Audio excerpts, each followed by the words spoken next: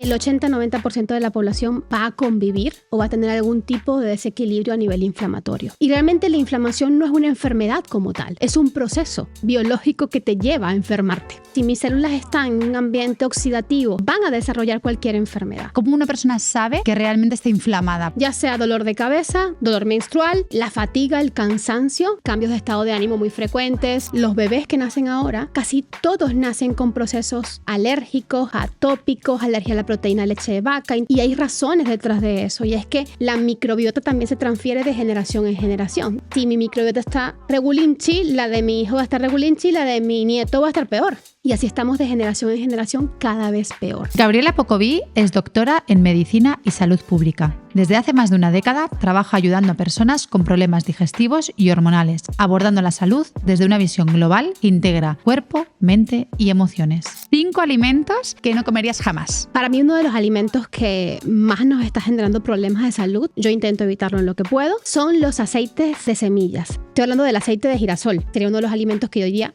no. Pan es pienso, básicamente. Es indigerible para nuestros intestinos humanos. Alcohol, por supuesto. ¿Una copita de vino no vale?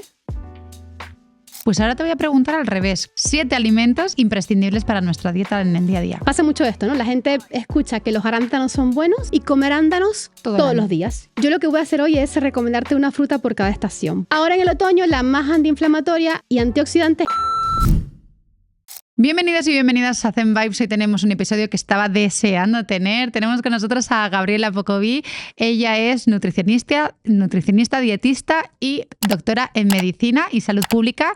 Y estoy encantada de que vengas porque vamos a hablar sobre muchos temas de inflamación, de histaminosis. Bueno, ¿qué tal, Gabriela? Muchas gracias por la invitación, Noelia. Muy feliz de compartir con tu comunidad y espero que les ayude a saber un poco el porqué de sus síntomas, manifestaciones, enfermedades, ¿no?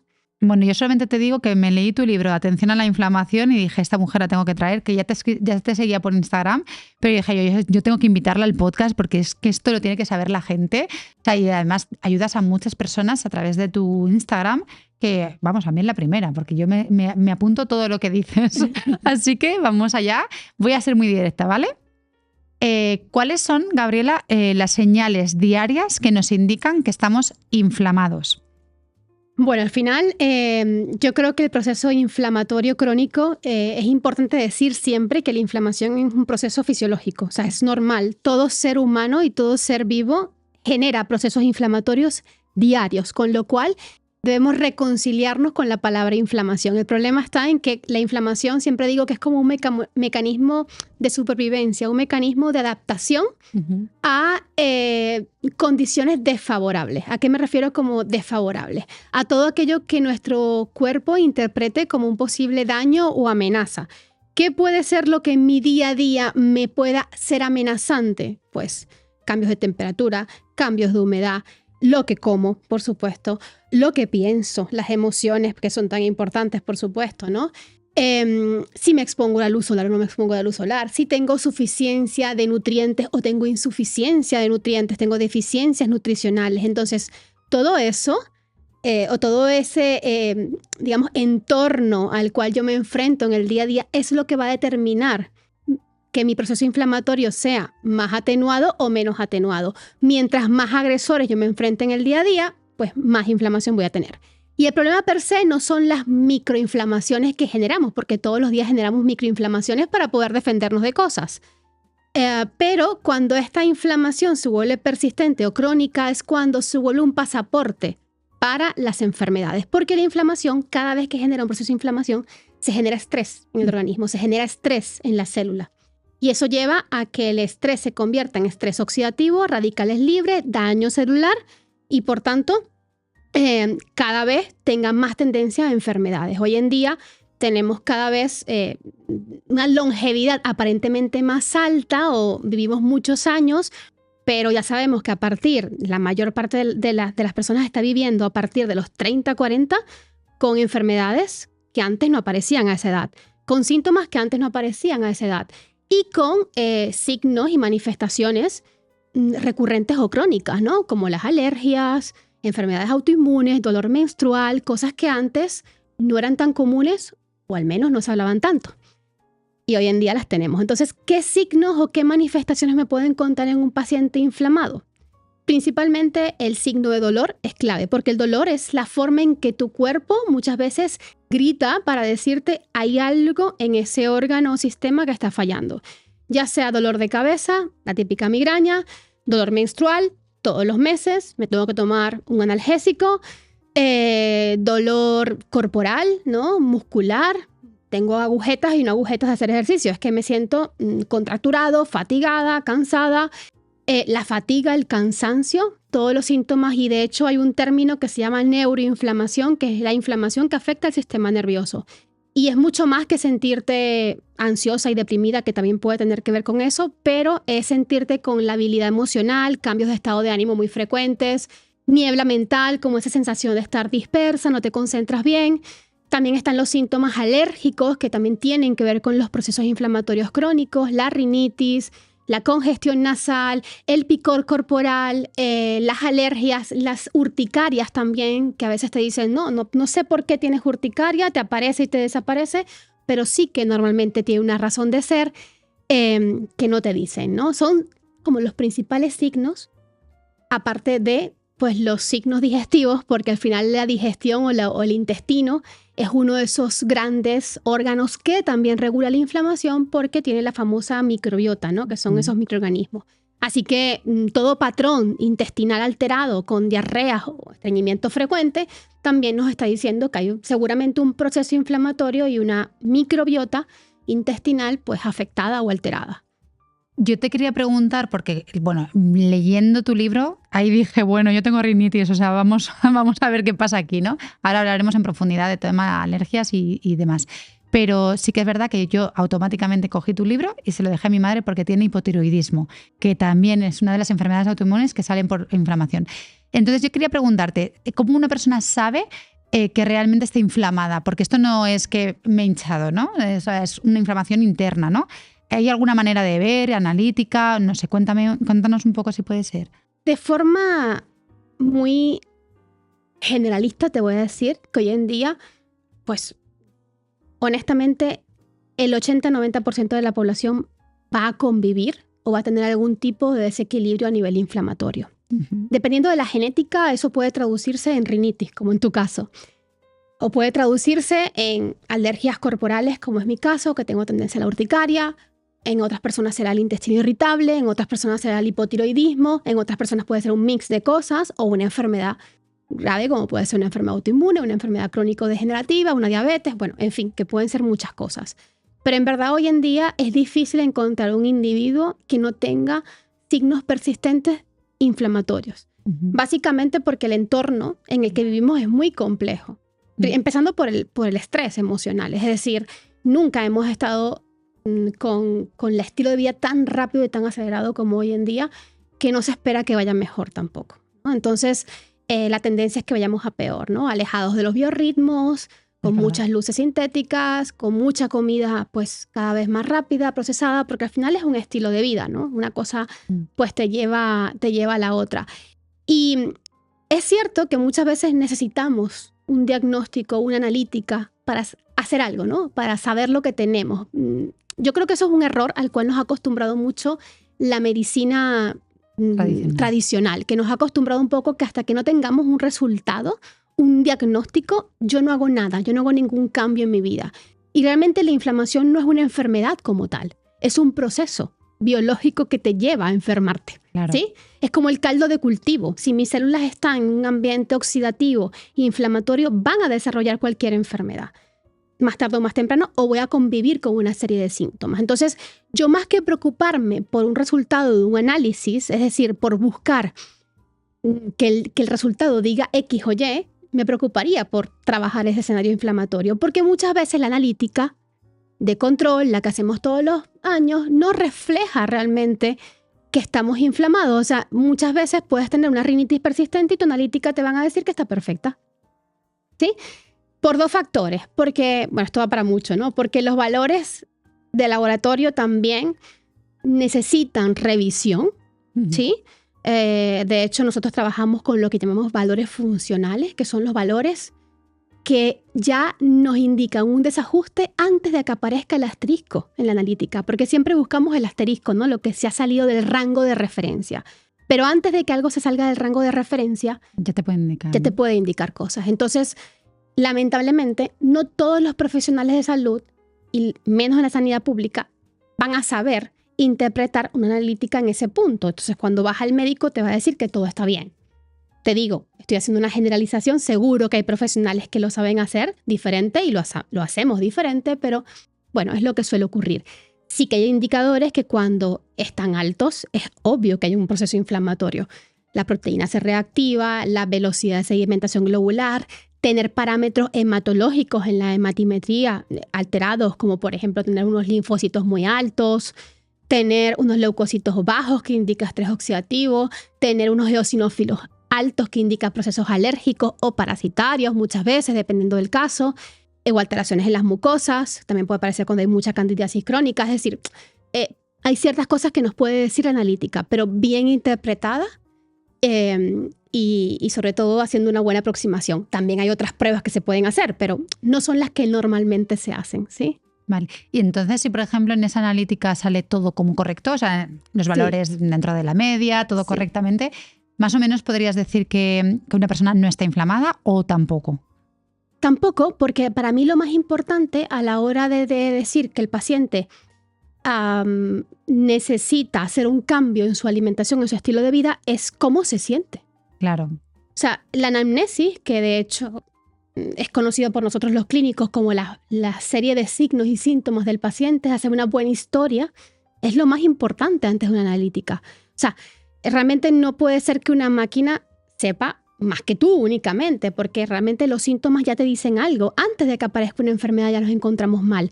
Mira, los pacientes con enfermedades autoinmunes, y te lo digo porque yo trabajé con autoinmunes por muchísimo tiempo cuando hice mi tesis, son pacientes que antes del diagnóstico de lupus, que es una enfermedad muy compleja, llevaban 5 años con dolores reumáticos, con dolor de cabeza, con fatiga inexplicable y nadie les decía nada. Todo está bien. Hasta que un día tienes todos los criterios diagnósticos para que te digan tienes lupus, cumples con esto, como si fuésemos un checklist. Pero no, el ser humano no es un checklist, o sea, necesitamos un poco más de escucha. Y claro, eso requiere mucho tiempo cuando se hace una consulta nutricional, clínico, etc. Y muchas veces lo que escasea es el tiempo en consulta. ¿Y cuáles son los errores más comunes que sueles ver en los problemas del intestino que dices, venga, basta ya, por favor? Ese es otro factor. Te comenté antes sobre la microbiota, ¿no? Esos microorganismos que están allí.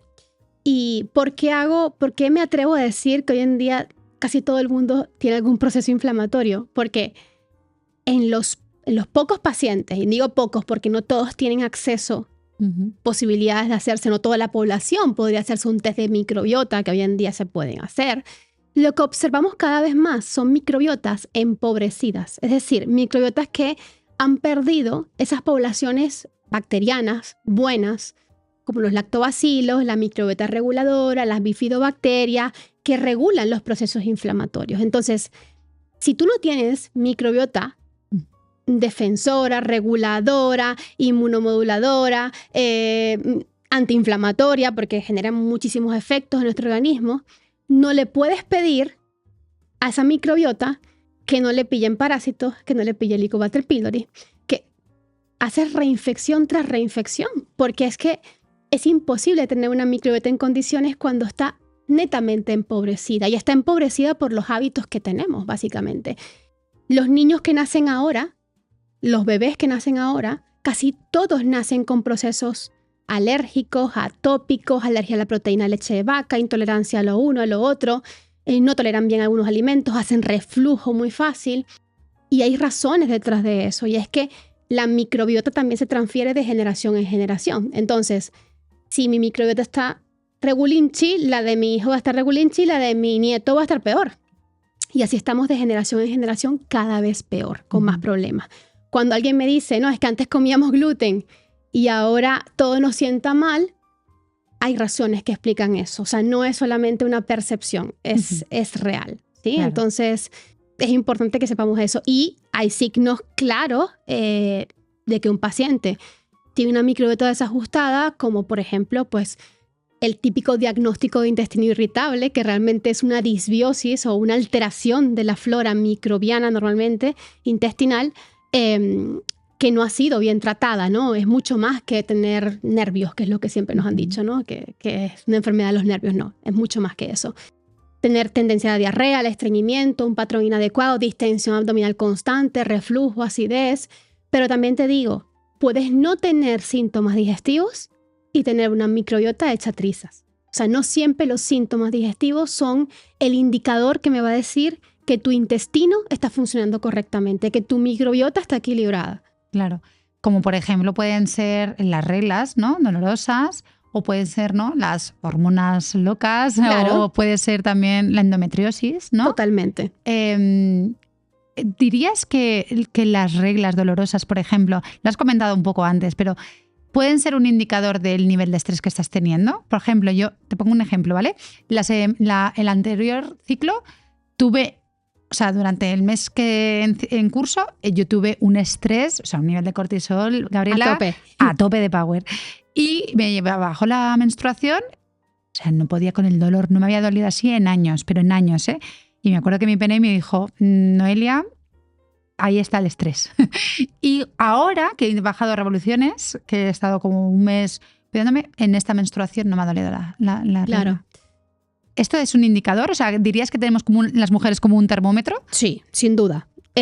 No solo del estrés, de todo lo que estamos haciendo en el día a día. Al final, tendemos a ser a veces nos gusta como culpar siempre algo, ¿no? Esto me pasa por el estrés, me pasa por el parásito, me pasa por la histamina, me pasa por la hormona tal o cual. Y la realidad es que todo problema de salud es una suma de diferentes factores, es multifactorial. Pero sí que es cierto que es muy fácil darse cuenta del impacto del estrés cuando normalmente llevas un estilo de vida, a lo mejor que tú sabes tus niveles de estrés y tienes un disparador. Un disparador, bueno, puede ser muchísimas cosas, ¿no? Un proceso de trauma, un accidente, una separación. Hay muchas cosas que pueden detonar ese pico de estrés sostenido y ahí puedes notar un empeoramiento de la calidad de tu ciclo menstrual, de las menstruaciones, del dolor, de la recuperación ante el ejercicio, de la rinitis, de cualquiera que sea también tu vulnerabilidad, porque también todas las personas tenemos diferentes talones de Aquiles, ¿no? Sí. Diferentes vulnerabilidades. Entonces, yo, por ejemplo, no sé lo que es un dolor menstrual. Entonces, nunca en mi vida lo he tenido. Bueno, una sola vez, ¿no? Y el parto que dicen que se parece.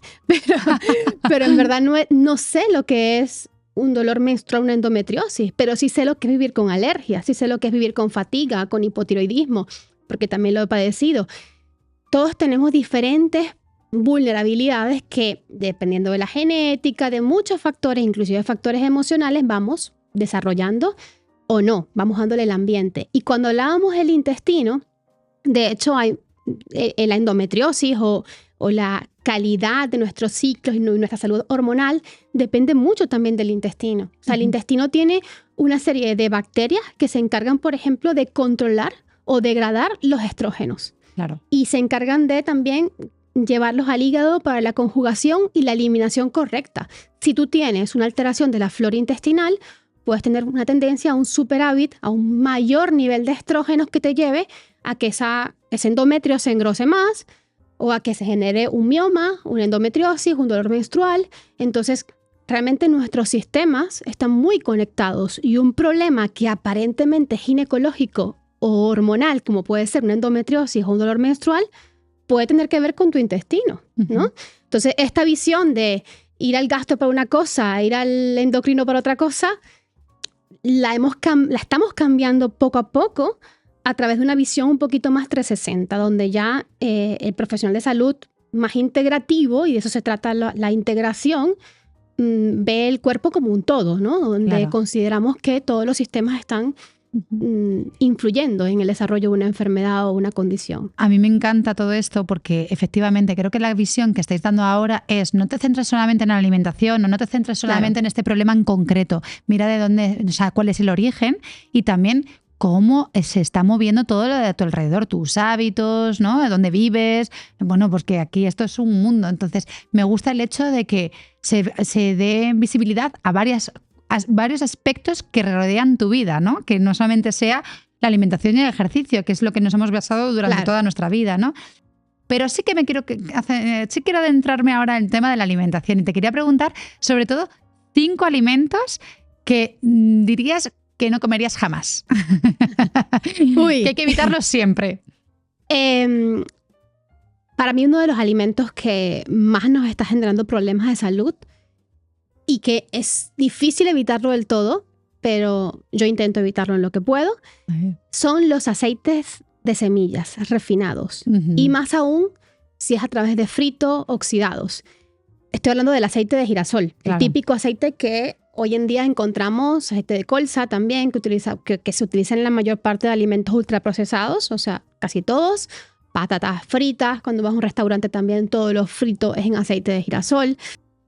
Y la verdad es que son aceites, bueno, tanto por la forma en que se extraen normalmente mediante hexanos, ¿no? Que son sintéticos para poder refinarlos, como también por la composición de los aceites como tal y la transformación que hacen con las temperaturas, no ayudan al proceso inflamatorio. De hecho, son generalmente más fuente de ácidos grasos oxidados y omega 6, que aumentan pues, ciertos mediadores de la inflamación y que realmente no son aceites que están presentes en la naturaleza, porque es muy, todos lo sabemos, ¿no? De una oliva está el aceite de oliva, de un coco está el aceite de coco, y así podríamos decir muchas cosas, pero en el caso de la semilla de girasol no se extrae en frío, no es un aceite de primera precisión en frío como es el aceite de oliva y las características cambian completamente. Entonces no es igual comerte una semilla de girasol que el aceite de girasol. Sería uno de los alimentos que yo diría no. Otro de los alimentos, el azúcar refinado blanco, por supuesto que mientras menos, mejor. O sea, es decir, contribuyentes directos a la inflamación, sí, directamente, ¿vale? Aceites en general, y hago mucha énfasis en la grasa porque yo creo que de la grasa, de la calidad de nuestras membranas, depende mucho el proceso inflamatorio. Entonces, si tus membranas no tienen omega 3 y tienen solo omega 6, vamos a desarrollar más problemas inflamatorios. Grasas que no sean de primera aprehensión en frío, no las utilizaría, ¿sí? Mucho cuidado porque a veces consumimos aceites de oliva, inclusive baratos, aceite de coco que está refinado, aceite de palma, ¿vale? Que aquí está más regulado, pero en ocasiones también se consume. Alcohol, por supuesto. Yo tampoco... ¿Una copita de vino no vale?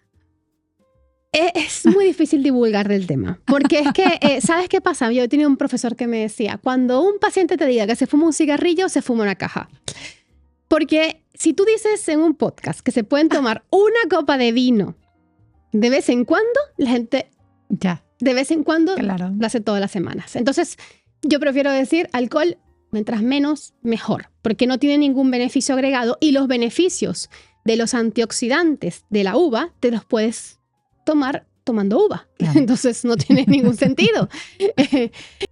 Oye, antiguamente hasta recomendaban una copita de vino, decían que era bueno. Yo me acuerdo de aquello que me lo decía mi madre. Totalmente. Y también está por ahí varios reels de abuelitos que llegan a muy ancianos y que dicen, ¿cuál es tu secreto? Me tomo un chupito de tequila o de no sé qué. Claro, esos tenían una microbiota que no tenemos ahora, ¿vale? Efectivamente, que este es otro temazo también, ¿eh? Sí, sí.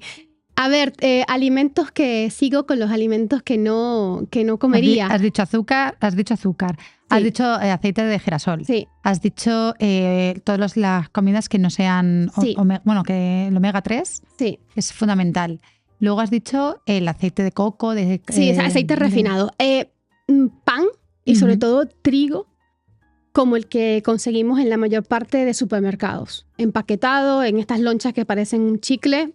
Cero. No voy a decir marcas, pero todos sabemos el empaque azul y blanco, más o menos, la marca. Y luego las barras de pan blanco refinado.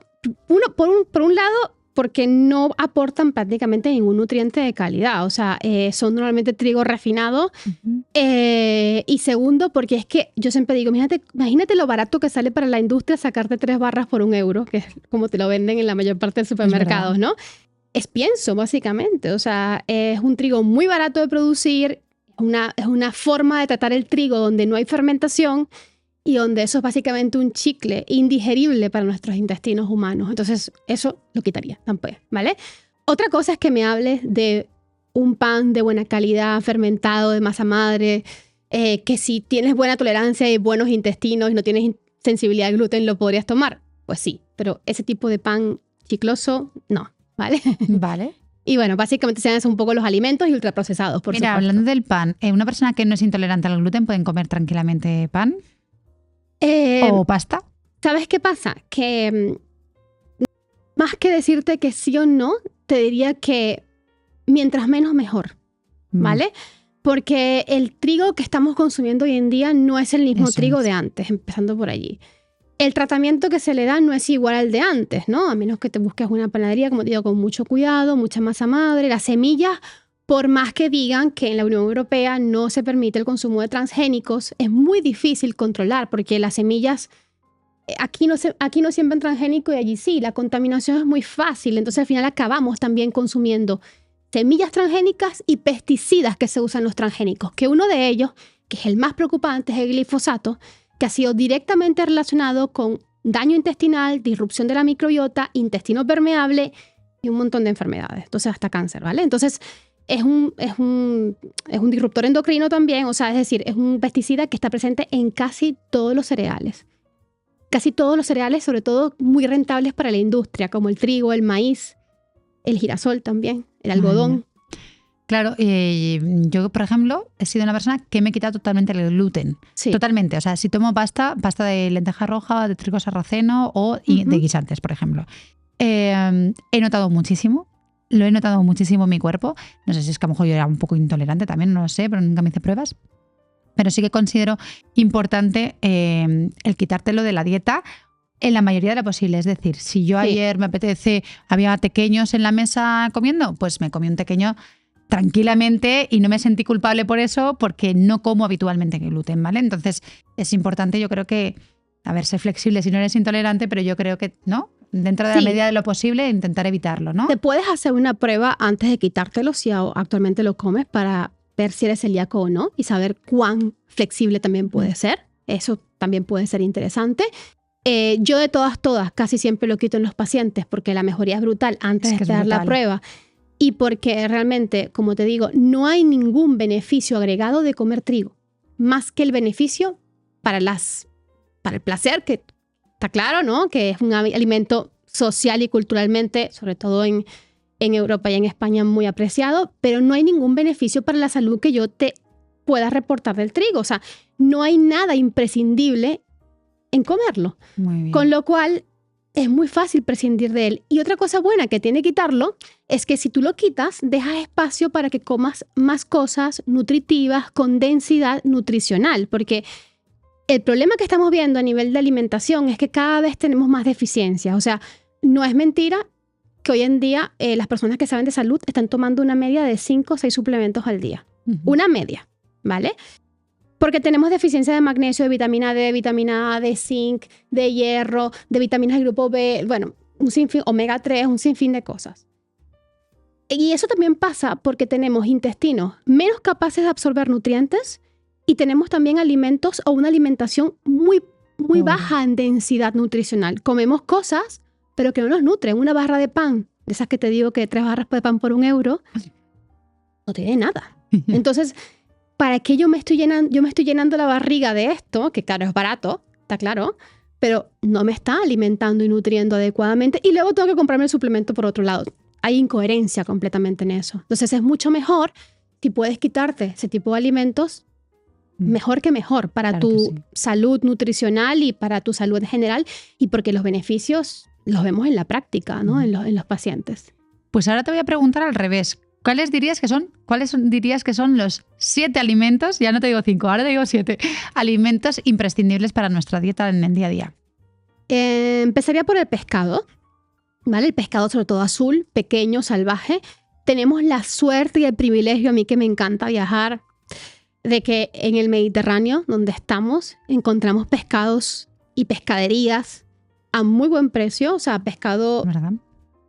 Sé que muchas veces nos resulta el pescado caro, pero si te vas a otros países es aún más caro y más inaccesible. O sea, dentro de todo aquí encontramos en las costas pescados pequeños, te estoy hablando de caballa, jurel, sardina, ¿vale? Ricos en omega 3, nutritivos y económicos. Claro, si te vas a comprar el salmón, es mucho más caro, pero no es de aquí, de tus costas. Cómprate el pescado pequeño salvaje, que es el que es más barato y te aporta muchísimo más nutrientes y más omega 3. Eso para mí es fundamental, incluir pescados e inclusive bivalvos, mariscos 3 veces por semana, ¿vale? Para garantizar ese aporte de omega 3, que es tan antioxidante y antiinflamatorio, y para garantizar también el aporte de minerales, porque ahí también tenemos vehículos de magnesio, zinc, todos los minerales que están en el mar, en el agua de mar, que hoy en día también la tomamos, ¿vale? Y que están allí, realmente. Así que es rescatar un poco eso. Luego, sé que a la gente le encanta decir que le digan la fruta mejor que yo recomendaría, pero yo lo que voy a hacer hoy es recomendarte una fruta por cada estación, porque yo soy muy fan de que la gente, o sea, pasa mucho esto, ¿no? La gente escucha que los arándanos son buenos y comer arándanos todos los días y todo el año, y eso es súper incoherente. Entonces, yo antes de decirte que el arándano es una fruta antioxidante y antiinflamatoria, te voy a decir una fruta por estación. Genial. Ahora en el otoño, la más antiinflamatoria y antioxidante es la granada. Coman granada, ¿vale? Si nos vamos al invierno, te diría que aprovechen la temporada de naranja, ¿vale? Sobre todo si podemos dejarle parte de la parte blanca, que muchas veces le quitamos, de la que está cerca de la piel, pues ahí se concentran más los bioflavonoides antioxidantes. Otro consejo. ¿Te puedo preguntar si la mandarina también? Sí. ¿Mandarina o naranja? Mandarina o naranja, ¿vale? Pero sobre todo por el aporte de vitamina C, de bioflavonoides, de quercetina, que también apoyan el sistema inmunitario. Vámonos a la primavera. A ver, ¿qué fruta en primavera me viene? Ahora que viene la primavera, bueno, casi siempre empiezan todavía hay frutas del invierno un poco, pero en general peras me gustan mucho. Los higos, los primeros higos también son muy nutritivos. Si tenemos una higuera cerca, aprovéchenla, que depende mucho también de qué se dé en cada zona, pero en general sería interesante esas frutas. Luego, si nos vamos al verano, hay muchas, pero el verano siempre nos pide hidratarnos un poco más. Melón, sandía, cerezas. Muy bien. De las mejores, ¿vale? Oye, qué bien. Las tenemos todas apuntadas en la lista, ¿eh? Bueno, en mi segundo libro sí hice todo un planning de frutas por temporada. Ajá. Y de verduras por temporada, porque eso es un error frecuente que vemos en consulta. O sea, el paciente pasa todo el año comiendo, literal, lechuga, tomate, zanahoria, cebolla, pimiento y fruta, plátano. Yo he sido de esas, ¿eh? Vale, por facilidad, porque no queremos pensar. Pero en verdad el abanico es mucho más grande, y cuando hablamos de que tu microbiota requiere diversidad, no es que todos los días requieres comer diferente, es que seas consciente de lo que se da en cada época del año y comas en función de eso. La mejor forma de hacerlo es no ir al supermercado, porque en el supermercado tienes todo de todo el mundo, de todas partes del mundo, entonces muchas veces encuentras frutas y verduras cuando no toca comer eso. En cambio, si buscas algún tipo de mercado local que puedas comprar o algún productor, ya sabes, ¿no? De los que utilizan sus campos y tal, es mucho más fácil que te puedan vender algo, ofrecer algo de la temporada actual. No te van a ofrecer ahora mismo sandías y melones porque ya no hay. Claro. Seguramente te ofrecerán naranjas, te ofrecerán higos, granadas, ¿no? Chirimoyas, lo que está de temporada. Y así. ¿Y de verduras? ¿Te mojarías también en decirnos alguna? ¿Ya que estamos? Venga, vale. Pues mira, otoño, calabaza y zanahoria me encantan, ¿vale? Aprovechar de untarnos de carotenoides, que son muy interesantes. Invierno, sulforafano, brócoli, coliflor, coles. Vale. Porque además son súper anticancerígenas y bueno, está súper demostrado su efecto antiinflamatorio y antioxidante. Primavera, espárragos y las alcachofas, porque son súper depurativas para el hígado, ¿vale? Y de hecho, primavera y otoño son las 2 temporadas del año donde debemos hacer énfasis en apoyar los procesos de limpieza interna, la detox, ¿vale? Que también lo tenemos por ahí, por hablar. Son los 2 momentos del año claves. Claro. Entonces, de hecho, la naturaleza nos lo pone fácil, es decir, nos da las cosas que necesitamos. También remolacha, que también es muy interesante por la betaína, por nutrientes que tiene. Y cuando nos vamos al verano, pues en verano tenemos diversidad. Aprovechar pues el tomate, el pepino y todo lo que viene en verano. ¿Qué pasa? Que hoy en día comemos tomate todo el año. Madre mía. Y luego hay mucha gente alérgica al tomate por esa razón. Tomamos un tomate que no es de buena calidad muchas veces en otras épocas. Nos has dicho mucho más de 7 alimentos, Bueno, así ya, que yo ya, ya me ya. quedo, vamos, fascinada. Pero bueno, porque te he dicho una fruta de cada estación. Pero bueno, frutas y verduras, omega 3 Sí, en pescados azules, sí. que además aquí en el Mediterráneo tenemos pescados Sí. pequeños muy, muy frescos y muy bien, ¿no? Huevos, Para consumir. Huevos. por su densidad nutricional, su contenido en colina, su contenido de vitaminas A y D, que están deficientes hoy en día. Huevos, huevas y vísceras, ¿eh? O sea, las 3 son fuente de todo lo que te estoy diciendo. ¿Llevamos cuántos? 3. 3. Ok, 4, ¿no? Bueno, sí, frutas, verduras, no, 3. vale. A ver, me gustan mucho los tubérculos. En lugar de comer tantos cereales, pues podemos aportar más tubérculos, que los tubérculos enfriados además producen ciertas sustancias que ayudan a nutrir mejor a nuestra microbiota. Llámese patata, boniato, aprovechar la época de boniatos, de hecho, que es ahora en otoño.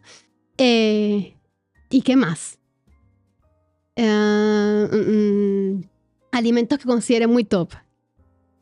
Bueno, te he dicho mucho, yo creo. Venga, lo vamos a dar por válido, Sí, ¿vale? sí, vamos a darlo por válido además porque nos ya has se, hecho me, aquí- ya se me van las No, ideas. porque nos has hecho un listado aquí de frutas y de verduras que vamos, yo me veo a todo el mundo apuntándolas en Bueno, en los un papel. fermentados pueden ser. Ujú. Sí, porque hoy en día está muy también de moda tomar probióticos, pero en verdad los fermentados son muy fáciles de hacer en casa, ¿vale? Tipo un chucrut, la kombucha, que cada vez es más común. Hay que tener cuidado porque hay mucha kombucha comercial con azúcar, pero el chucrut es fácil de hacer en casa con col y te aporta probióticos maravillosos, o sea que sin gastarte mucho. Muy bien. Yo me tomo kéfir de cabra. También. ¿También es válido? Sí, sí, pues si ¿Cómo? toleras bien los lácteos, sí. Sí, Vale, vamos. genial. No sé, pero me tomo unas cucharaditas por la noche y lo dejo en la nevera. Está en un bote de cristal ecológico de estos. Me Fantástico. compro y maravilloso, en un momento. Vale, y hablando de estos alimentos, lo importante también supongo que será el tema de la cocina y de cocinarlos, ¿no? Yo he cambiado todos mis utensilios de cocina porque, vamos, ya lo de las sartenes de teflón ya me causa hasta, vamos, angustia solamente de pensarlo, ¿no? Toda la toxicidad que generan, que ahora nos dirás. Entonces yo he cambiado, por ejemplo, todas mis sartenes a sartenes de acero inoxidable y luego, por ejemplo, mis ollas para hacerme mis estofados, utilizo las de cerámica, concretamente de coco, que creo que la conoces. Ah, sí, me encantan también. Son maravillosas porque para mí, o sea, son bonitas y luego además sé que, pues eso, que cocino en un producto saludable, que además no tiene ni plomo ni cadmio, ¿no? Y que encima, pues eso, cocinamos con el saborcito de la comida que lo Sí, realza, sí, ¿no? sí, Y concentra el calor. No, y que Entonces, parecen como, bueno, como esas ollitas antiguas, ¿no? Esta Sí. sensación de hogar. Sí. Pero luego, aparte de eso, ¿no? Que sobre todo el tener el conocimiento absoluto de que estoy cocinando en productos que realmente no son tóxicos para mis alimentos, ¿no? Totalmente. Entonces, esto creo que es lo más fundamental de todo. ¿Qué nos dirías sobre esto? Al final, nuestra carga tóxica es importantísima porque es determinante tanto para que la microbiota esté bien como para que todo el organismo esté bien. O sea, mientras mayor sea tu carga tóxica, mayor va a ser los procesos inflamatorios que se den de la mente. Y nos hemos dado cuenta que hay muchas cosas que veníamos haciendo que parecían inofensivas y no lo eran, como el usar sartenes de teflón, ¿no? Que sabemos que se rayan, que tienen disruptores endocrinos, que tienen metales pesados porque la base es de aluminio y el aluminio es uno de los principales metales pesados más relacionados con neurotoxicidad, toxicidad en general, etc. Entonces, todo lo que podamos hacer, hoy en día hay un gran movimiento para intentar ir reduciendo tóxicos en todas nuestras esferas de la vida. En la cocina, en la cosmética, en el maquillaje y, por supuesto, en la cocina es súper importante porque todos los días comemos. O sea, normalmente 3 veces al día. Y si cocinas la carne, el pescado, bueno, todo lo que cocines en una superficie donde hay aluminio, eso se transfiere directamente al alimento. Por eso los materiales más seguros, como tú bien han dicho, así que genial, es el acero inoxidable, el hierro fundido, que también puede ser una opción, la cerámica, ¿vale? Que es tan bonita. Además, y bueno, hay otras, ¿no? El cristal también, a la hora de también guardar la comida siempre en acero inoxidable o en cristal, en cristal templado, ¿vale? Intentar evitar en lo posible el plástico y las sartenes de teflón, que son como los 2 principales focos que utilizábamos antes. Y es que encima es que hay ollas también, a día de hoy también con teflón. Sí, o sea, sí. que yo digo, ostras, yo me acuerdo de antiguamente en mi casa eso no existía, ¿no? Nuestras madres no cocinaban nunca en teflón. Nunca, nunca. Eso también se puso muy de moda con la moda del adelgazar, de no usar grasa para cocinar, de qué bueno era freír un huevo sin utilizar aceite. Entonces nos han engañado porque nos han vendido un modelo de no comer grasa, de evitar al máximo agregar aceitito, etcétera, cuando en verdad toda la vida hemos cocinado una sartén tradicional de hierro con su aceite. Claro. Y a mí a mí realmente es que siempre me gusta siempre menciono a Coco, pero es que me encanta de verdad, concretamente su filosofía me gusta mucho porque hace mi cocina más bonita, porque es verdad que son preciosas, pero sobre todo es más importante porque hay que tener en cuenta lo del tema de la cerámica, que no expulse plomo, sí. ¿no? Y cerámica no esmaltada, mucho cuidado con eso. Ahí está. Que es la que de Coco que estás tú mencionando. Efectivamente. Entonces yo creo que por eso, y siempre la renombro porque es que digo, es que hay que tener en cuenta estos detalles. Sí. Porque a veces decimos cerámica y de hecho hubo hace poco una noticia de una familia que se intoxicó por plomo por poner el agua todos los días en una jarra que tenía un esmalte de plomo. Entonces la jarra puede parecer muy bonita de cerámica, pero no es cerámica sin esmalte.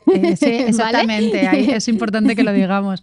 Entonces, bueno, sobre todo, más importante que yo creo que las personas cocinen en productos que sepan que no son tóxicos. ¿Vale? Teflón, fuera, por favor. ¿Qué pasa cuando, por ejemplo, estamos con esa barriga hinchada? Que a mí me ha pasado, esa barriga hinchada, ¿cómo sabemos distinguir si es una Helicobacter pylori o unos parásitos o simplemente, yo qué sé, un problema intestinal? Vamos. Eso por simplemente una anamnesis no lo puedes saber. O sea, por preguntarte cómo te sientes o por síntomas es muy difícil de saberlo. Sí que es cierto que generalmente el Helicobacter pylori suele dar síntomas digamos, concentrados en abdomen superior o en sistema digestivo superior, las vías superiores del sistema digestivo, tipo estómago, esófago, con acidez, con reflujo, con sensación de quemazón, ¿no? Esos son los síntomas típicos. Mientras que cuando tienes un parásito o un SIBO, los síntomas suelen ser más intestinales, es decir, más gases, hinchazón, distensión abdominal, pero a veces podemos tener cosas solapadas. Después puedes tener un helicobacter más tener un SIBO o tener un helicobacter más un parásito o un helicobacter más una cándida. Entonces, saberlo a ciencia cierta no es tan sencillo a menos que se hagan pruebas diagnósticas. En ese caso tenemos que hacer un test de aliento para Helicobacter, que es lo más indicado, o un test de aliento para SIBO, o una prueba, que en este caso, si quiero detectar parásitos, la prueba más fiable es la prueba por PCR, ¿sí? No es la prueba típica que te hacen casi siempre por la pública o algunos profesionales, que es simplemente recoger la muestra y observarla al microscopio. No, es una prueba que lo hacen algunos laboratorios de España, ¿vale? Especializados en secuenciación, en pruebas por PCR, en pruebas más especializadas para poder detectar los parásitos allí, si hay fragmentos de ADN o no. Porque los parásitos tienden muchas veces a ocultarse o a salir negativos en las pruebas típicas de microscopio cuando realmente sí están presentes. Entonces es importante saberlo distinguir. Si todo eso está negativo, que puede pasar, y un paciente tiene clínica digestiva, puede ser simplemente que no haya una infección, una colonización por ciertos patógenos, pero que haya un cierto ambiente desfavorable a nivel intestinal. Deficiencias de enzimas digestivas, una alteración del pH, de los movimientos intestinales, también muchas veces por sistema nervioso activado, O sea, mucho sistema nervioso activado, mucho estrés, mucho cortisol va a llevar a que el nervio vago no pueda ejercer bien su función, que el nervio vago genera un reflejo antiinflamatorio directo a nivel digestivo y son pacientes que van a tener pues síntomas digestivos. Entonces, es decir, una vez que hayamos descartado las posibles causas, si no encontramos nada, es posible que se deba simplemente a un proceso inflamatorio derivado del estrés, de la mala alimentación, del estilo de vida, que se puede corregir perfectamente. Y que, por supuesto, para trabajar lo otro, en caso de que sea positivo el parásito y el Helicobacter y todo lo demás, se requiere también hacer un cambio de estilo de vida, Todo. Eso siempre. Todo. Si tienes la Helicobacter pylori, ¿cómo puedes tratarla sin que te arruinen la vida? Quiero decir, porque te tomas esos antibióticos infernales que, bueno, yo toco madera, de que no he tenido de momento, pero sí que conozco muchos casos de personas que están sufriendo mucho la Helicobacter pylori, incluso ha generado úlceras. Claro. Entonces... A ver, yo aquí tengo mis opiniones un poquito encontradas con el tema del tratamiento para Helicobacter, pero porque el Helicobacter pylori es una bacteria que únicamente va a crecer y va a hacer daño si está en un entorno, en un medio que lo favorece. Se sabe que en torno al 60% de la población lo puede tener, ¿vale? Otra cosa es que le dé positivo, otra cosa es que prolifere y se haga virulento o patogénico, o sea, se vuelva patógeno realmente. Pero él puede estar ahí tranquilo, sin producir ningún tipo de problema. ¿Cuándo produce el Helicobacter pylori un problema? Cuando tengo una mucosa, la mucosa es, para ponerlo fácil, ¿no? El tejido que tapiza toda nuestra vía digestiva. Las mucosas son realmente los tejidos que tapizan todos los sitios de nuestro cuerpo donde hay humedad, ¿sí? En el tracto digestivo hay humedad, ¿sí? Hay saliva, desde la boca hasta el ano hay humedad. La vagina, el tracto urogenital, hay humedad. Las fosas nasales, hay humedad. Todas son mucosas. Entonces, si la mucosa del estómago está irritada, ¿vale? Está afectada, está inflamada, el Helicobacter pylori va a encontrar un ambiente ideal para hospedarse, ideal para perforar la mucosa y hacer una úlcera, ¿vale? Que es lo que justamente no queremos que se produzca. Pero si no, él puede estar perfectamente allí, tranquilo, sin crecer en exceso, porque mi sistema digestivo lo controla. ¿Y cómo lo controla? A través del ácido estomacal. El ácido del estómago neutraliza el Helicobacter. De hecho, el Helicobacter no puede vivir en un medio ácido. Solo puede vivir en un medio alcalino. Y por eso, uno de los problemas que tenemos hoy en día es que no tenemos una buena producción de ácido en el estómago. Producto de muchas cosas. El estrés es uno, afecta completamente la producción de ácido. La mala masticación es otra. El comer rápido es otra. El tomar alcohol, tabaco es otra. El comer mal es otra, porque si comes mal, tu mucosa va a estar mal nutrida y además la fabricación de ácido se va a ver comprometida. Y también la toma de antiácidos, inhibidores de la bomba de protones, todos los que terminan en azole. No sé si se pueden decir nombres aquí, por eso no los digo, pero bueno. Todos los que llamamos protectores gástricos, ¿no? Realmente, lejos de protegernos, nos producen que el Helicobacter crezca con más facilidad. Si tú quieres controlar el Helicobacter, tienes que generar un pH ácido en el estómago. Si no, no hay forma. Y una mucosa sana. Entonces, realmente, nosotros en consulta nos centramos más en ayudarte a que tu mucosa esté bien y en intentar nivelar ese pH que en eliminar el Helicobacter. Porque si solo nos centramos en eliminar el Helicobacter con antibiótico, que el tratamiento es devastador y con una alta tasa de recaídas. O sea, también el riesgo que generas con el tratamiento de Helicobacter es que luego, a los meses, se te genera un SIBO o algún otro tipo de disbiosis, porque es tal el arrase de bacterias que hace, o sea, es decir, la disrupción bacteriana por el antibiótico, que es muy, muy potente, y todos los cambios que genera, que el riesgo de SIBO luego es alto, de cualquier tipo de disbiosis intestinal o de candidiasis, ¿sí? Entonces, o también puedes trabajar con antibióticos naturales, ¿no? Que hoy en día se usa mucho aceite de orégano, plantas como la berberina. Bueno, hay muchas cosas que se pueden utilizar y se pueden utilizar en muchos casos y son efectivas. Pero siempre que te ocupes de al mismo tiempo acidificar el pH y trabajar la mucosa. Si solamente tomas el antibiótico o solamente tomas el herbáceo, ¿no? El antibiótico natural, y no te ocupas del resto, vas a tener recurrencia de Helicobacter o de cualquier casi disbiosis frecuentemente. O sea, esto me parece súper interesante, porque es verdad que cuando tienes el Helicobacter pylori, antibiótico y ya está. Y esta información es la que no sabemos. Es mucho más complejo de lo que se piensa. Y claro, el paciente, le dice que tiene Helicobacter, que tiene riesgo de úlcera, de cáncer, tantas cosas, que se asusta, se toma el antibiótico. Y cuando le viene el resultado negativo y se siente mejor, dice, pues ya me lo quité. Y a lo mejor en ese momento se encuentra bien. Pero yo estoy segura que a los meses, llámese 3, 4, 6 meses, va a desarrollar otro problema digestivo, porque normalmente tiende a ser así. Vale. Y, por ejemplo, en el caso del SIBO y la disbiosis, ¿cómo podemos saber que lo tenemos sin recurrir a esos test, por ejemplo? Pasa lo mismo que con la inflamación. Microbiotas 100% sanas y equilibradas. O sea, la disbiosis Cuando decimos disbiosis nos referimos al desequilibrio de la microbiota, es decir, una microbiota desajustada, desequilibrada, etc. Microbiotas 100% equilibradas hoy en día tampoco las tiene nadie, es decir, nadie vive sin inflamación y nadie vive con una microbiota de 10. O sea, yo tengo años que no me encuentro con un test perfecto. Siempre tenemos alguna cosita. Y es que vivimos en un ambiente inflamatorio y disbiótico. Entonces, si un paciente normalmente tiene hinchazón, distensión recurrente, malestar, intolerancia a las comidas, tiende a digerir mal la fibra, porque tiende a pasar eso, ¿no? Que no tolera bien, sobre todo los alimentos con mucha fibra. De hecho, una ensalada le sienta fatal, un brócoli le sienta fatal.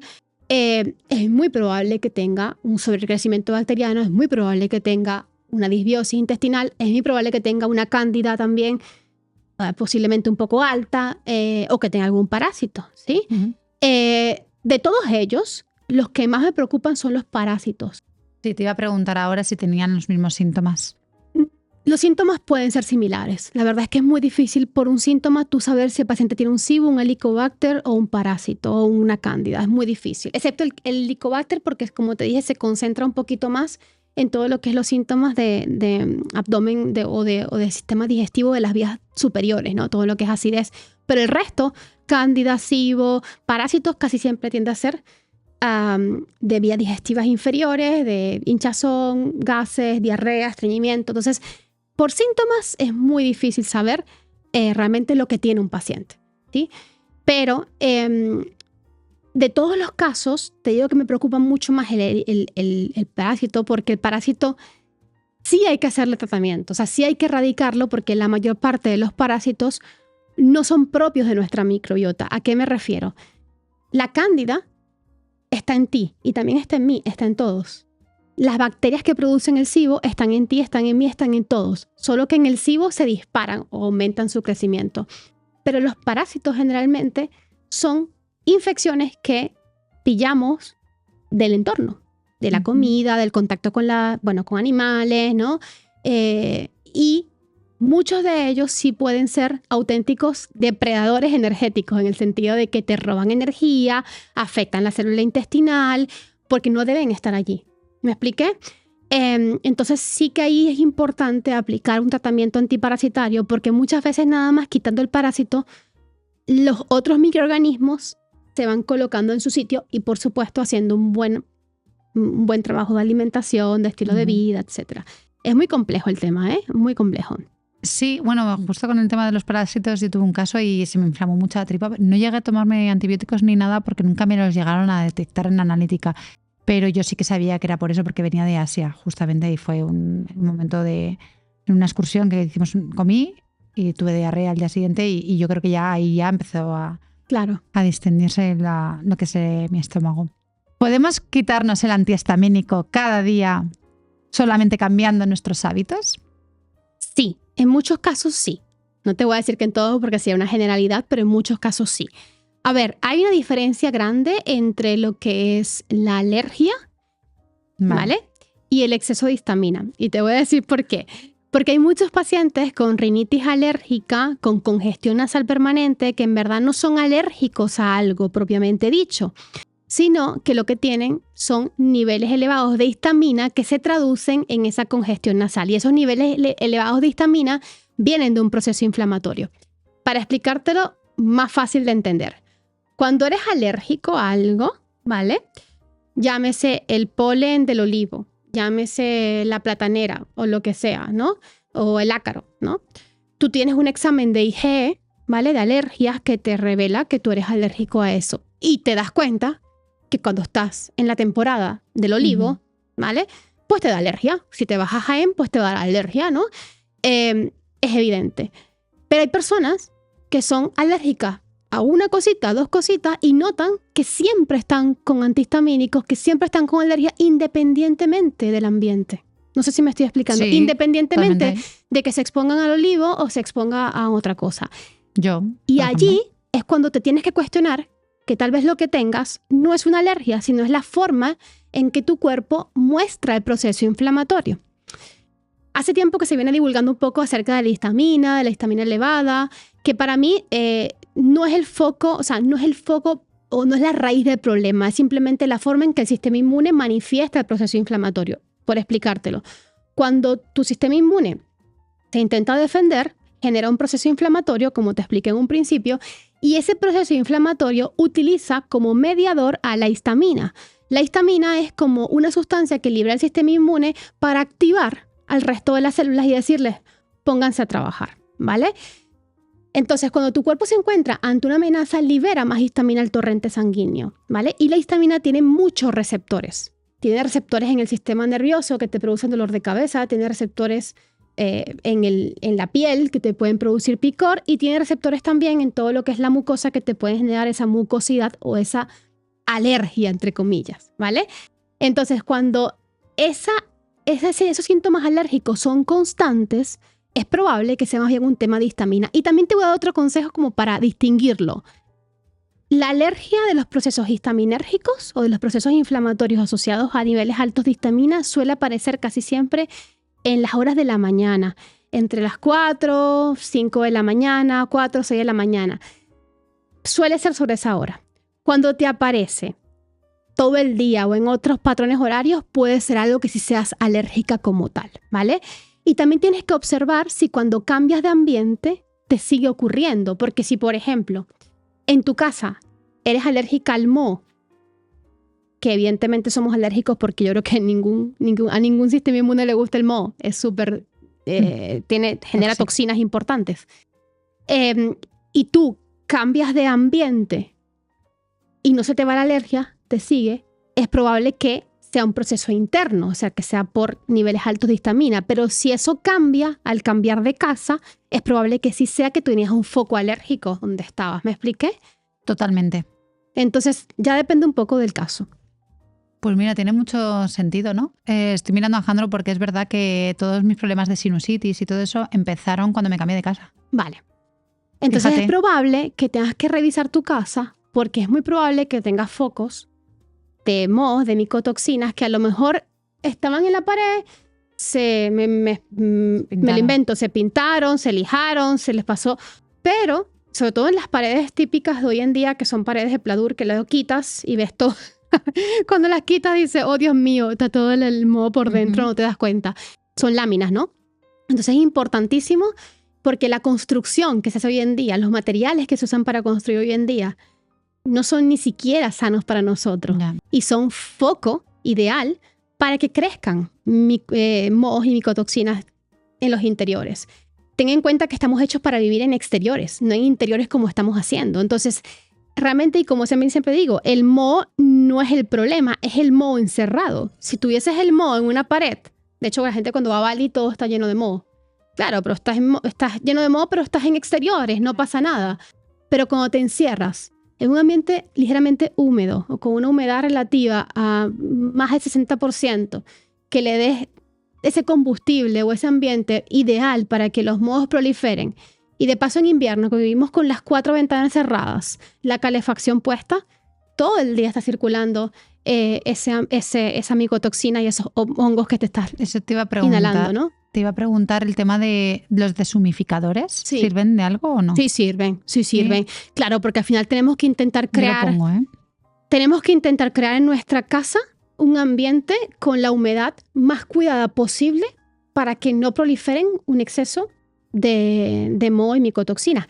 Siempre que vives en un ambiente húmedo, ¿no? Si vives en una zona donde la humedad es mayor al 60%, te merece la pena un deshumidificador. Pero si vives en una zona como en Madrid, donde creo que es bastante seca, entonces no hace falta un deshumidificador, sino a veces hace falta un humidificador porque si enciendes aire acondicionado también hay un exceso de sequedad dentro de los ambientes. O sea, lo ideal es que los ambientes estén eso entre 45, 50% de humedad, no pasemos más de allí. Y una pregunta que creo que a gente que nos esté viendo le estará surgiendo. ¿El moho siempre es visible en las paredes? No. No digo cuando ya se ha pintado. Digo que haya moho, o sea, que aparezca el moho, pero que no se vea. O sea, que no se vea la mancha negra. Sí. Puede ¿no? pasar. Puede pasar. Puede ser en las láminas internas, sobre todo, como te digo, en esta forma de construcción donde vivimos hoy en día con estas láminas generalmente de que son las paredes, cuando las sacas, Claro. te das cuenta que por dentro están llenas de moho y por fuera están blancas. Claro. ¿Me expliqué? Vale, porque ahora, claro, utilizan la pintura esta. Claro, claro. Es pero un eso mix da de... igual, ¿no? O sea, claro, es que la gente piensa, yo creo que, bueno, me incluyo, que en algún momento lo he pensado, cuando pintas la pared, ¿no? Que utilizas una pintura especial para el moho, que eso te lo venden así, y realmente no estás quitando el problema porque la pared, o sea, lo que es el cemento ya tiene el moho, ¿no? Cuando Claro, y no es totalmente hermético tampoco, o sea, eso exactamente. vas a respirarlo y más cuando estás todo el día circulando con el mismo aire. Por eso, o sea, a veces no podemos cambiarnos de casa, complicado, pero el mayor consejo que te puedo dar es ventilar. Vale. O sea, hay que intentar, sobre todo en invierno, porque en verano es mucho más fácil, o a lo mejor en primavera, pero intentar 3 veces al día abrir ventanas, sobre todo ventanas donde entre sol, ¿vale? A casa, mínimo 10 minutos 3 veces al día, mínimo.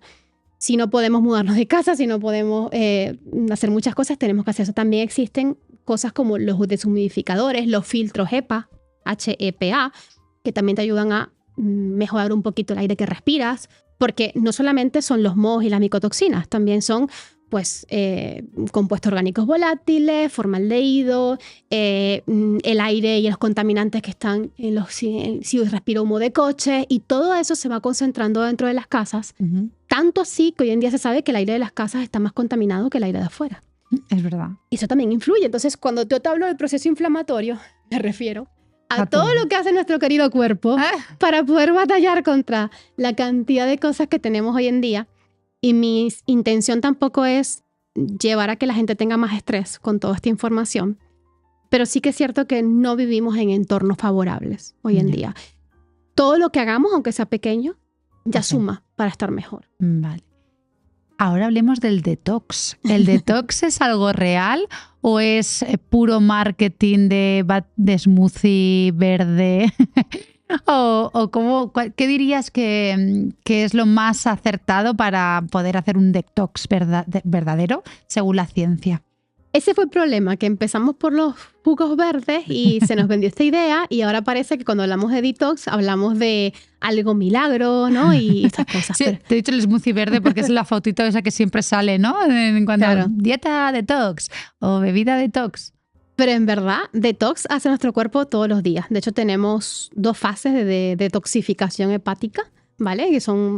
Que es fisiología pura y dura, es decir, son procesos que se hacen todos los días por tu hígado, que es uno de los principales órganos de detoxificación, al igual que los intestinos, son un órgano de detoxificación. Hígado e intestino son los grandes depurativos del sistema digestivo. Todo lo que comes y todo lo que bebes se filtra o se elimina a través del hígado y el intestino, ¿vale?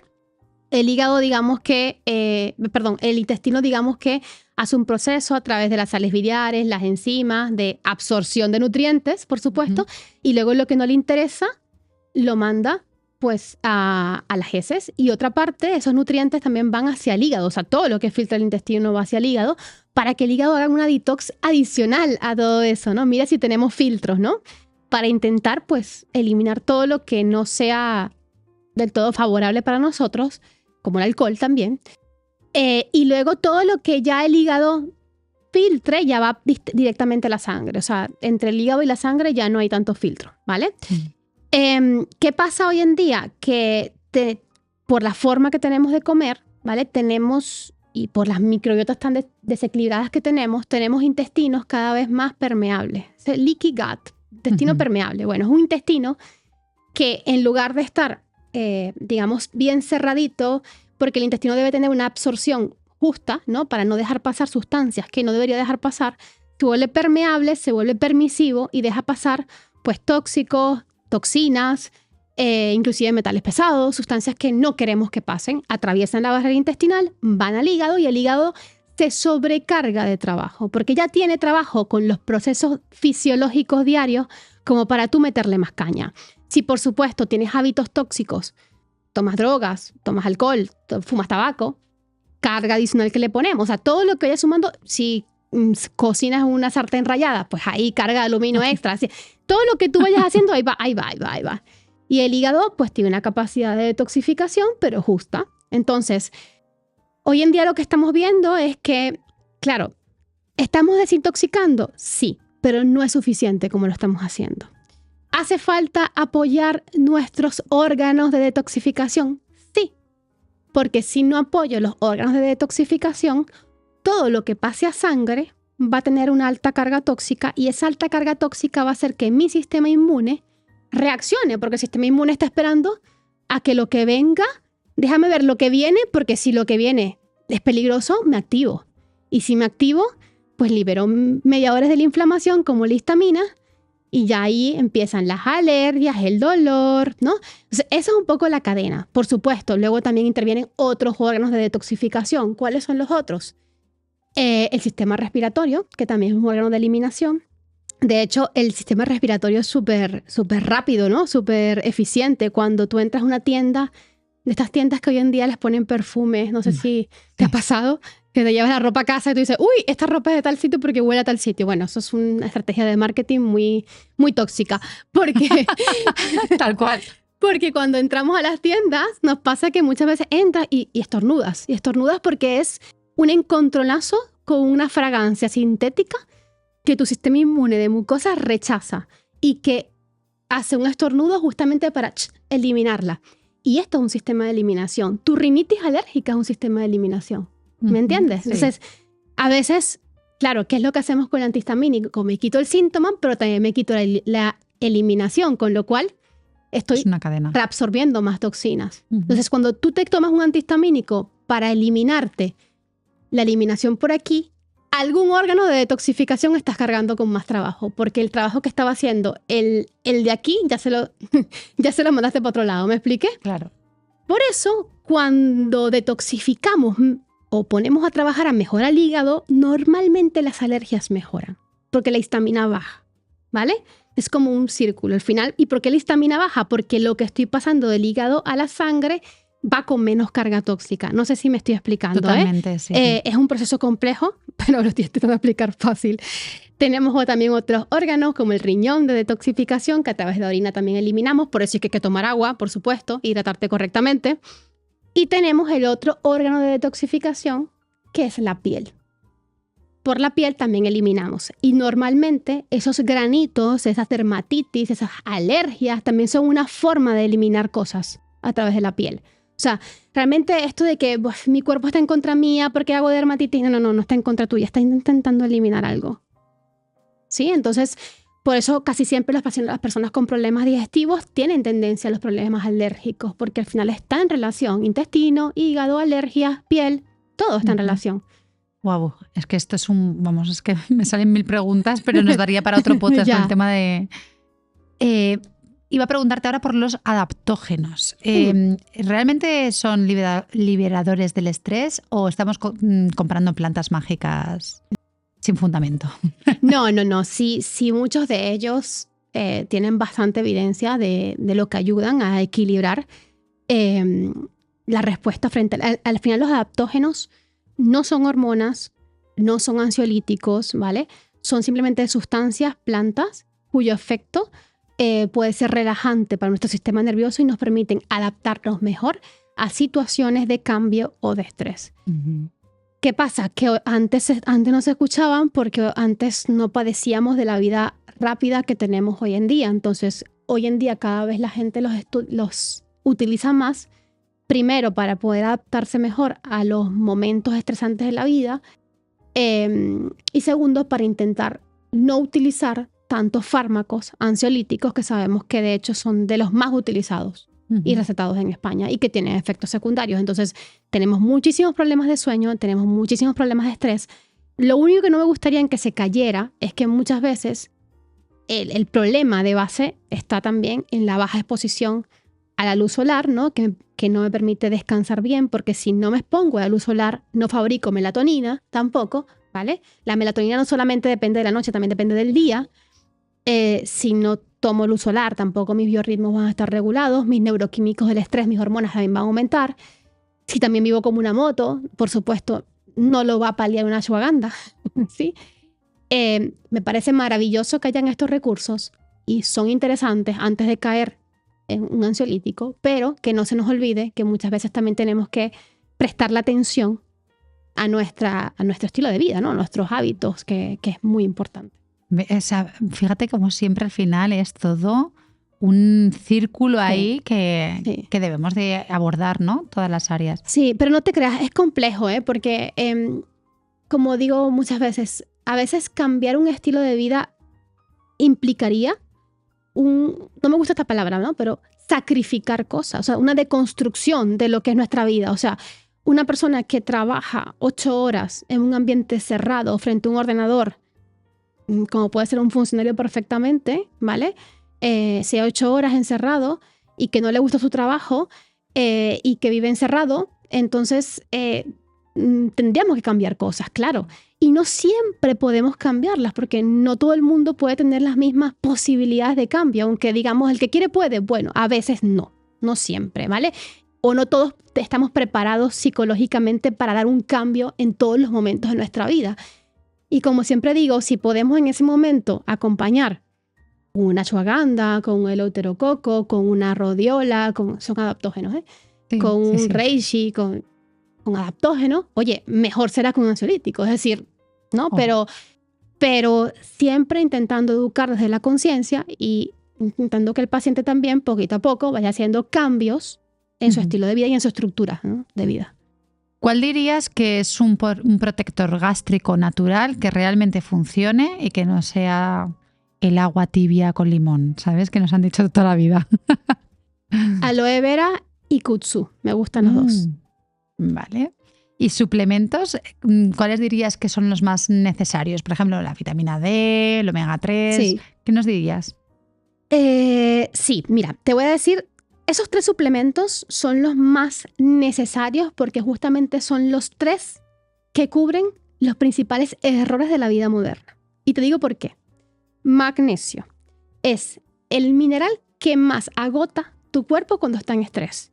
Y como vivimos con tanto estrés, el magnesio es el que nos ayuda a paliar el factor de estrés. ¿Por qué? Porque el magnesio te ayuda a fabricar serotonina, también melatonina, por eso es tan importante el magnesio.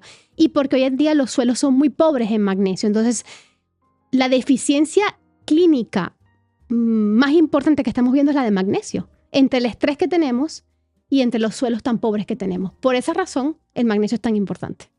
Pero no es el único importante. Es el más importante porque la vida moderna es el que más nos reclama. ¿Me expliqué?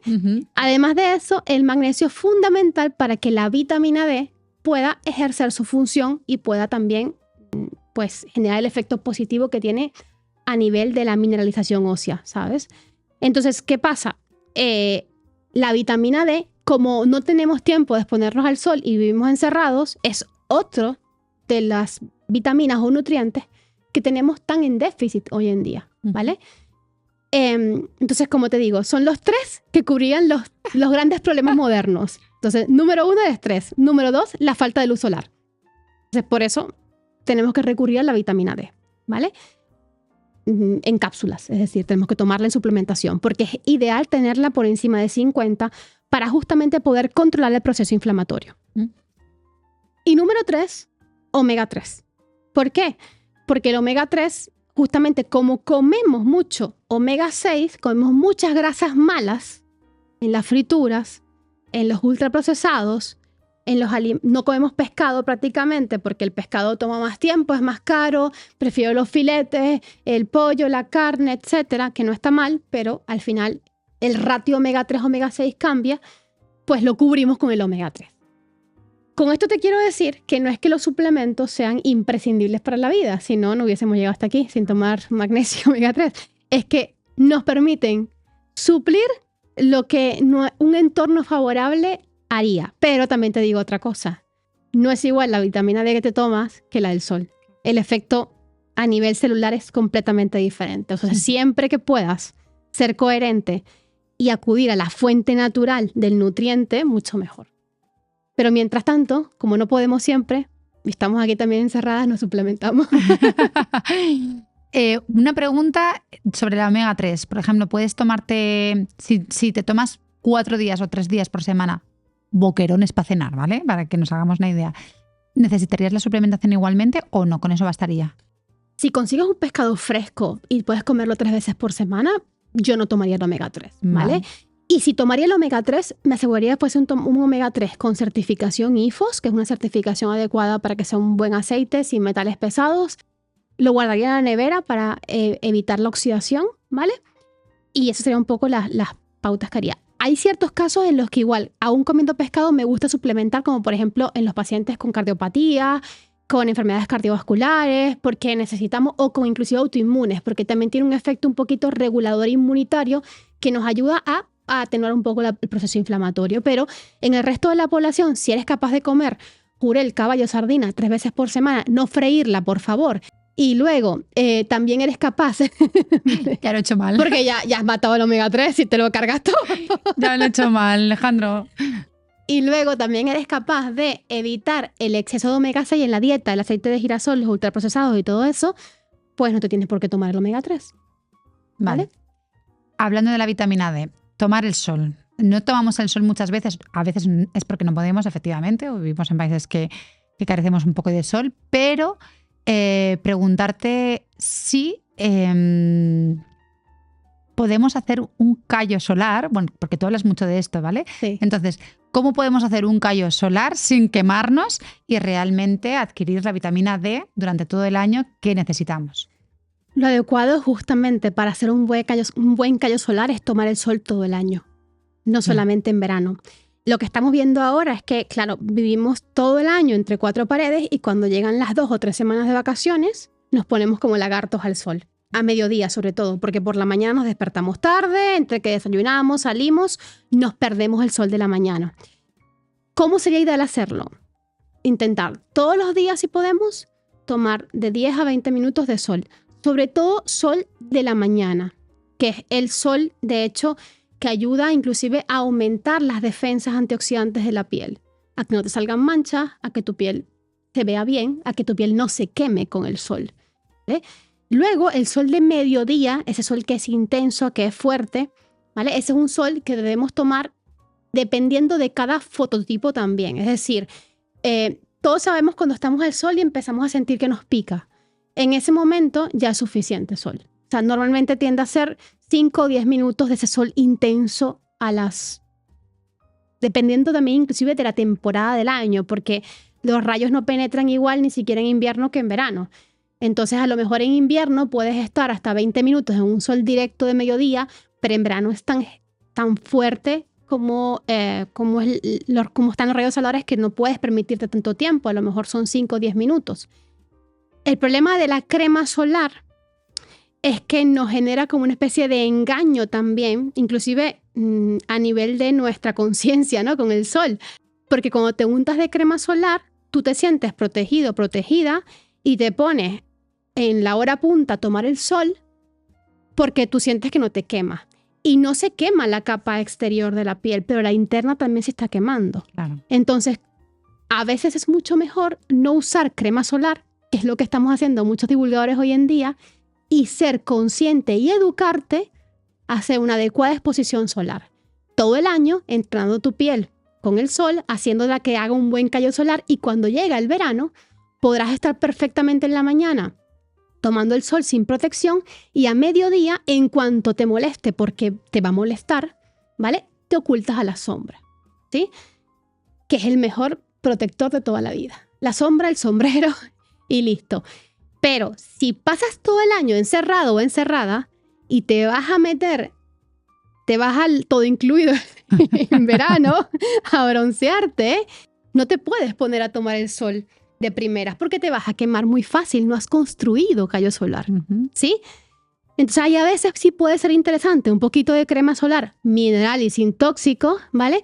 Para progresivamente irte adaptando. Esto requiere esto se llama helioadaptación y una educación o una reeducación a reconectarnos con el sol, ¿sí? Porque no es fácil en unos minutos de podcast poder expresarte. No, todo es un temazo, sí. Pero sí yo estoy a favor de, en lo posible, evitar el uso de crema solar, de educarnos con respecto a la exposición solar, y si podemos generar un callo solar todo el año con exposiciones diarias al sol, muchísimo mejor. ¿Bastaría con brazos y ya está? Por ¿Cómo? ejemplo, bastaría con los brazos y... Las zonas que puedas exponer. Vale. Si es invierno, por supuesto, no nos gusta mucho porque tenemos frío, pero inclusive hacer esa exposición, por ejemplo, te puedes poner con un bikini en invierno, con ropa interior o con poca ropa, te va a ayudar inclusive con el frío a aumentar tu capacidad de adaptación a las temperaturas. Porque la gente no se resfría por el frío. La gente se resfría por los cambios de temperaturas, por una calefacción súper alta y luego exponerse al frío, por los ambientes cerrados, ¿sí? Por eso nos resfriamos realmente y por lo mal adaptado que estamos a las temperaturas naturales del ambiente, sí. Para que las personas que nos estén viendo comiencen la semana con un subidón tremendo, dinos por favor 3 cambios antiinflamatorios para nuestro día a día. Ok. Primero, en el desayuno, si puedes, desayuna con un poquito de sol, si es posible, ¿vale? Si estás en la oficina, salte un ratito si te dan permiso a tomarte 10 minutos de sol. Y si puedes, cambia el pan por un par de huevos. Eso es un cambio, por ejemplo. Si puedes incluir una verdura, mejor. Pero aunque sea el pan por un par de huevos, la tostada por un par de huevos, ya estamos haciendo un gran cambio. Y una fruta, es suficiente. Con un par de huevos y una fruta, si puedes, ya eso es un cambio importante, ¿vale? ¿Qué más? Incluir pescado 3 veces por semana. Eso sería un cambio fantástico para nuestra salud también. Vale. Y más que decirte que hagas actividad física, ¿vale? Te diría que no solamente te pongas a hacer 1 hora de gimnasio al día, ¿vale? Es que empieces a incluir el ejercicio o el movimiento frecuente, porque una de las cosas que también no hacemos bien es que hoy en día, sí, vamos al gimnasio, pero luego estamos todo el resto del día sedentarios. Empiezas a incorporar lo que se llama snacks de ejercicio o micro pausas de deporte, donde si sobre todo trabajas en casa o trabajas mucho sentado o sentada, cada hora te pongas una alarma para hacer un movimiento, ¿vale? Hacer 10 sentadillas, 15 sentadillas, hacerte un café, darte un paseo, es decir, intentar pues hacer algo de movimiento en tu vida. Son como 3 cambios importantes que podemos hacer. Me parecen cambios sencillos y que se pueden llevar desde ya. Y para finalizar el podcast, Gabriela, si nos pudieses decir tu secreto personal para mantener un sistema inmune elevado en este invierno. ¡Uy! Bueno, mira, te podría decir muchísimas cosas. Para mí el aporte de antioxidantes como muchísima granada y me encanta también suplementarme en invierno con aceite de hígado de bacalao por el aporte de vitamina A y D y es uno de los suplementos interesantes para el sistema inmune. También puedes comer hígado, ¿eh? Pasa que a mí no me gusta, pero... Ay, a mí tampoco, sé que lo detesto. El suplemento de hígado de bacalao. Aceite de hígado de bacalao es una de las cosas, en invierno sobre todo, es muy interesante y muchísimos antioxidantes. Otra de las cosas interesantes en invierno es no abusar de los hidratos de carbono, porque es la época del año donde deberíamos comer menos hidratos de carbono, más parecido a una dieta cetogénica de alguna manera, y intentar cuidar muchísimo la exposición a las pantallas, porque es la época del año que también exige más oscuridad, ¿vale? Para poder producir más melatonina. Y eso va a ayudar a que tu sistema inmune entre en la noche en una fase de reparación profunda que pueda ayudarle a prevenir la mayor parte de infecciones y virus persistentes. Vale, o sea que aceite de hígado de bacalao. Sí. Fuera pantallas para generar melatonina. Y la primera que has dicho era... muchos antioxidantes, sí. Y bueno, siempre uso muchísima aromaterapia, mis aceites esenciales que también ayudan mucho a trabajar en las 3 dimensiones, siempre digo, ¿no? Trabajan a nivel de cuerpo físico, cuerpo mental, porque también ayudan a entrar en relajación y bienestar espiritual. Trabajo un poquito en esas 3. Sé que eres una experta en aceites esenciales, así que yo te propongo que en el 2026 hagamos un segundo podcast sobre esto. Genial, ¿Te gustaría? Lo hacemos, claro. Es que los aceites esenciales dan para un segundo podcast, pero total. Y ella es muy experta en esto, entonces, si te gustaría venir. Sí, claro, me encantaría. Pues genial, pues aquí te tendremos porque vamos a hablar de esto, ¿vale? Muchísimas gracias, Gabriela, me ha encantado. Gracias, de verdad. Y bueno, un placer y que llegue a muchísimas personas. Sí, seguro que sí, pero no te libres de las preguntas personales. Cuéntanos cuál es tu momento Zen Vibes. Mi momento Zen Vibes es mi momento de aromaterapia, justamente. Hablando un poquito de eso, todas las mañanas intento hacer un momentito para conectar con algún tipo de pensamiento, intención diaria y ahí utilizo algún tipo de aromaterapia que me ancle a ese momento. Son 5 minutos, no puedo mucho más porque tengo una niña de 2 años que se me despierta enseguida, pero bueno, yo creo que no es exigirnos perfección, es lo que nos funciona a todos. Claro que sí. ¿Cuál es tu sueño? Perdón. ¿Qué sueño te queda por cumplir? Uy, me encantaría tener una casa en el campo, ¿vale? Sí, eso es un poco sueño por cumplir, una casita pequeña, no una cosa muy grande, pero que me permita estar un poco más cerca de la naturaleza, cada vez más cerca. ¿Qué le dirías a tu yo de los 18 años? Uy, que su mayor miedo se va a convertir en su mayor fortaleza. ¡Qué guay! Sí, sin duda, sin duda. Mi mayor miedo era justamente, vivía bastante enferma a nivel físico y mental. Y pensaba que mi cuerpo no me iba a poder acompañar. O sea, yo me acuerdo de 18 o de 20 decir, si así estoy a los 20, ¿cómo estaré a los 40? Fíjate, ¿eh? Me faltan 2 años para estar en 40 y me siento mejor que a los 18, así que mira. Oye, muy bien. Un viaje imprescindible. Bueno, ahí me transformó mucho. Sé que está muy de moda, pero no por un tema de moda. Mi visita a Asia, realmente, ¿no? Para mí Asia es una de las culturas alejadas del occidente que, bueno, pues te ayuda a entender muchas cosas, una filosofía y un ritmo de vida completamente diferente y que en mi caso, pues, impactó mucho. Sí, también, ¿eh? Un hobby. Un hobby, me encanta hacer cosmética casera. O sea, hoy en día la he tenido la he cogido por eso, ¿vale? Hacer cosmética casera, me está encantando hacer mis cremas, mis fórmulas, en eso estoy. Qué guay. Bueno, alguna cosa he bicheado tuya, ¿eh? O sea, que algo me he copiado. Bueno, hoy en día sí le hago la crema a mi hija, a todo el mundo, o sea, hago desodorante, hago todo. Maravilloso. En casa. Un libro que quieras recomendar, que por cierto no hemos hablado de tus libros. Yo me leí el de Atención a la inflamación, que ya lo he comentado, pero es que me encantó. Cuéntanos qué libros tienes tú y ahora nos recomiendas el libro que... Mira, realmente, o sea, mis libros, y creo que te lo comenté antes, yo prácticamente no leo nada sobre salud física, es decir, sobre nutrición y todos estos temas me va a joder muy poquito leer. Más bien, bueno, estudios científicos, la misma actualización con los pacientes, sino que leo mucho de astrología, de aromaterapia, de emociones, de neurociencia. La neurociencia del cuerpo de Nazaret Castellanos, por ejemplo, me encanta. Muy bueno. Sí. Me encanta. Ese me lo he leído también. ¿Quieres decir algún libro tuyo o no? Para apuntarlo en la descripción y así ponerlos en... Y por supuesto, si quieren saber más, conocer un poquito más de todo lo que hacemos y divulgamos y también aprender más sobre este estilo de vida antiinflamatorio, tienes mis 2 libros, ¿no? Que tú te has leído uno de ellos, que es Atención con la inflamación. Pero la solución para la inflamación, que es el segundo, es el método práctico. Entonces un poco va más a la práctica. Recetas, planes de alimentación, recetario por temporadas, también las temporadas del año, y también como consejos, infusiones, ¿no? Como un poquito más a la práctica.